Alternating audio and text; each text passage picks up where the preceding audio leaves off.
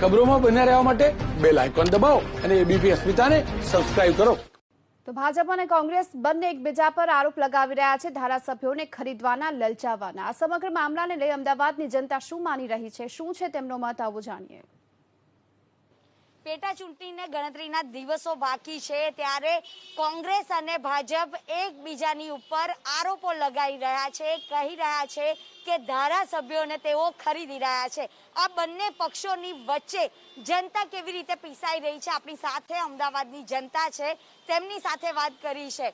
જે રીતે વારંવાર આરોપો લગાવવામાં આવી રહ્યા છે, દિગ્ગજ નેતાઓ દ્વારા આરોપો લગાવી રહ્યા છે કે અમારા કોંગ્રેસના નેતાઓને ખરીદી લીધા ભાજપે, અને ભાજપ પણ આરોપ લગાવી રહી છે કે કોંગ્રેસ અમારા નેતાઓને ખરીદવા માંગે છે. આની વચ્ચે જનતા એવા કેવા નેતા ઈચ્છી રહી છે?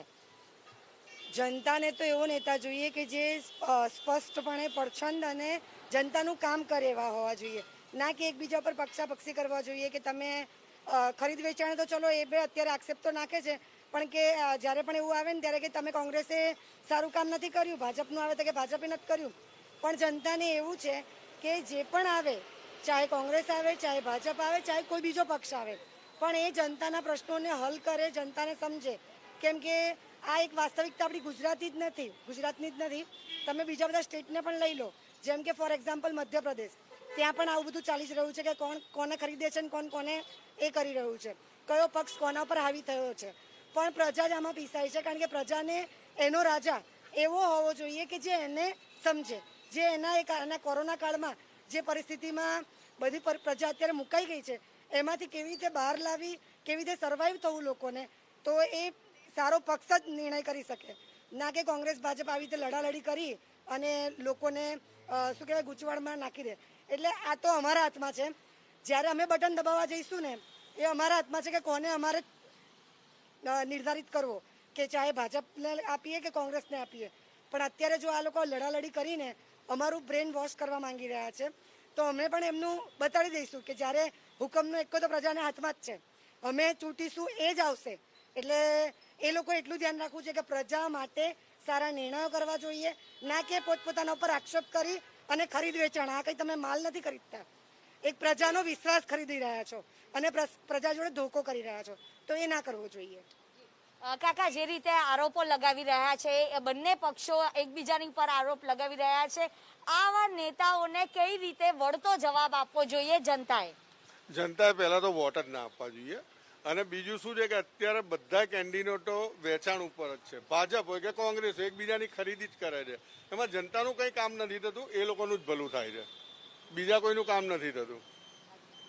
આપકા क्या कहना है? जिस तरह से अभी राजनीति, બંને પક્ષ ચોર જ છે, કોઈનું કામ કરવાના નથી. કે છે લાખ રૂપિયા આપવાના છે, ત્યાં બેંકમાં ગયા તો કે કંઈ નથી, એ તો ખાલી પેપરમાં આપે છે, કોઈ ટીવીમાં આપે છે, બાકી કંઈ આપતા નથી. કઈ લોન બોને કોઈને 1 લાખ રૂપિયો નથી આપ્યો, પૈસા માંગે છે 7-10 હજાર આપો તો અમે તમને લોન આપીએ. આવી રીતે કોઈ થોડી ચાલે. કાકા, તમારું શું કહેવું છે? જે રીતે બંને પક્ષો એકબીજાને ખરીદ ફરોખની જે વાત કરી રહ્યા છે એને લઈને અને જનતા કેવી રીતની પીસાઈ રહી છે? જનતા તો આ લોકોના પ્રોબ્લેમમાં પીસાઈ છે. બીજું, અત્યારે ભાજપ હોય કે કોંગ્રેસ હોય, નેતાઓ એવું વિચારી રહ્યા છે કે મને કોણ ખરીદે, જે મને વધારે પૈસા આપે એના પક્ષમાં હું જતો રહું. એટલે નેતાઓમાં બુદ્ધિ જ નથી કે જનતા પીસાય છે. બીજી વાત, વિજય રૂપાણીએ ડિક્લેર કર્યું કે ભાઈ 50-100 માણસથી આગળ કોઈએ ભેગા ન થયું, તો સરઘસ કાઢવાના આ બધા પ્રોબ્લેમો કોણ સોલ્વ કરશે? કેમ એટલો અક્કલ નથી આવતી એ લોકોમાં કે આ પબ્લિક જ 50-100 માણસમાં બિચારી પીસાય છે, અને તમે સરઘસ પેટા ચૂંટણી માટે કાઢો છો 300 જણા, તો એ વખતે કોરોના નહીં થાય?